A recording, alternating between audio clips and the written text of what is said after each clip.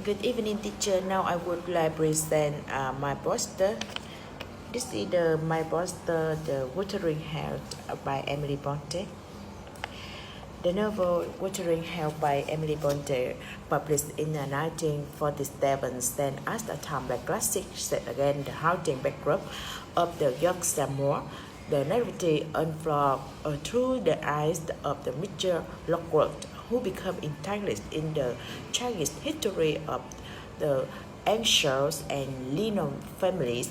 At the heart of the novel is the intense and detritus love between Heathcliff and Catherine Ansel, who passionately connected with and dark and tumultuous tell the revenge, obsession, and trouble force of nature. And now the novel can summary in 5 chapters. Now I would like talk about the chapter 1. Writing in his diary in 1901, Lockwood describes his first day at attendance at the Two Cross Grange, an isolated manor in the thinly populated Yorkshire. Shortly after arriving at the Grange, he paid a visit to his landlord, Mr. Heathcliff, a shortly the man living in a manor called Wuthering Heights. Be in a local accepted you are describable the fire and will white that during storm on the move. During the visit, Heathcliff seemed not to trust Lockwood and leave him alone in a room with a group of snarling dogs. Lockwood is stole from the house and by rudely checking housekeepers. When Heathcliff returned, Lockwood is angry but eventually warm toward his taciturn host, and through he hardly feel that has been welcome and Wuthering Heights. He volunteered to visit again the next day. And continue in I summary the chapter 2. On a chilly afternoon, not long after his first visit, Lockwood planned to long before the fire in his study, but he finds a stubborn dirtily sweeping out the fireplace there. So intent he make a 4-mile walk to Wuthering Heights, arriving just as light now begin to fall. He knocked, but not on let him in, and Joseph is our servant who speak with the thick Joseph accent, called out from the band that Heathcliff is not in the house. Evidently, a crowd-looking young man come to let him in, and Lockwood go into sitting room where he finds a beautiful girl sitting beside a fire. Lockwood assumed she had been quiet. He tried to make conversation, but she responded rudely. When Heathcliff arrived, he corrected Lockwood. The young woman is his daughter-in-law. Lockwood then assumed that the young man who let him in must be Heathcliff's son. Heathcliff corrected him again, and the young man hated and so is not his son, and his girl is the window of Heathcliff's direction. The snowfall became in the pizza, and when Lockwood is ready to leave, he forgot to ask for a ride back to Cross Grange. No one will help him. He checked the lantern and said that he will find his own way, promising to return with the lantern to the morning. Joseph, seeing him make in this way through the now, assumed that he is tilting the lantern. The logic the dog on him, pointing down by the dog. Lockwood grew furious and began calling the inhabitant of the house.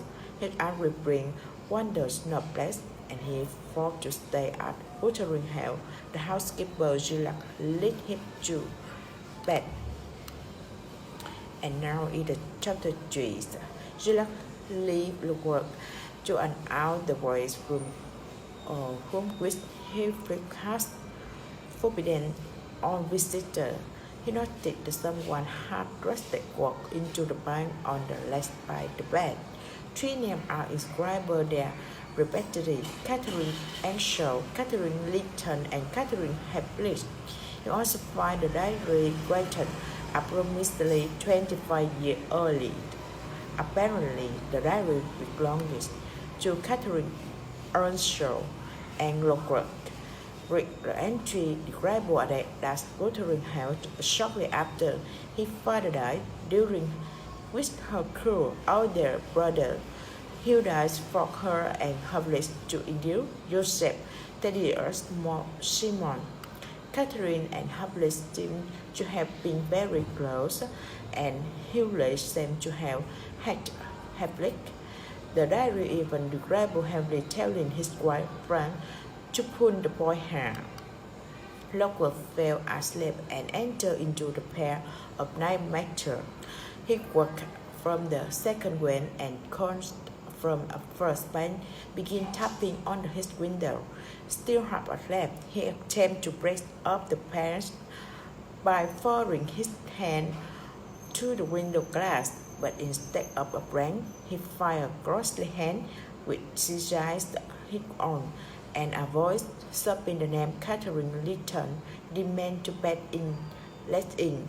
To free himself, Lockwood groped the ghost with the broken glass until blocked over the bedstead. The ghost replaced him, and Lockwood tried to cover the haunted window with a pile of books. First, the book began to fall, and he cried out in terror. Hedwig rushed into the room, and Lockwood cried out the room his howl. Hedwig crushed him, but as Lockwood fled from the room, Hedwig cried out to Catherine, beginning her to return. There are no signs that the ghost were even at our window. In the morning, Hedwig treated his daughter-in-law currently. He later escorted Lockwood home, where the several who believed this master heart in the storm received him with joy. Lockwood, however, retreated into the study to escape human company. And now the chapter 4. Having rejected human contact the day before, Lockwood now became lonely. When his housekeeper Nellie Dean brings him supper, he bursts her stick and tells him the history of the people who at Wuthering House. She attempts to clarify the family relationship, explaining that the young Catherine whom Lockwood met at Wuthering House is the daughter of the Catherine who unnamed first meeting at Wuthering House, and Harrington Onshore is Cathy's cousin, the nephew of the first Catherine. The first Catherine was the daughter of Mr. Anshaw, the late proprietor of Wuthering House. Now Cathy is the last of the Litton, and Hatton is the last of the Anshaw. Nellie says that the grew up that 7 at Wuthering House alongside Catherine and her brother Hingwell, Mr. Onshaw's children. Nellie continued by telling the story of the earliest year at Wuthering House when Catherine and Hindley are young children. Mr. Anshaw takes a ship to Liverpool and return home with the strictly often home the issue Justin. His clip, Mr. Anshaw announced that Heathcliff will be raised as a member of the family. Both Catherine and Heathcliff resent Heathcliff in the first, but Catherine quickly grew to love him. Catherine and Heathcliff become inseparable, and Hindley, who continued to treat Heathcliff courage, fall into disfavor with his family. Mr. Anshaw continued to distrust Heathcliff, but Mr. Anshaw came into the love boy more than his ocean. When Mr. Anshaw died only 2 years after Heathcliff arrived at Wuthering House, Healthy is essential, left without an only. And now, finally, chapter 5. Timeless, and Mr. Anshaw grow child and weak, distracted by the conflict between Heathcliff and Harriet.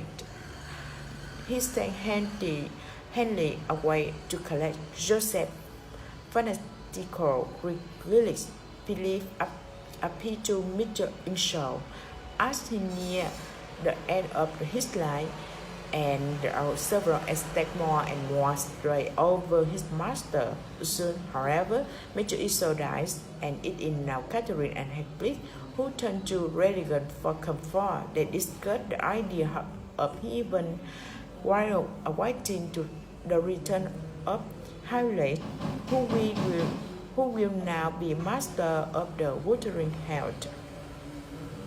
Thank you, teacher.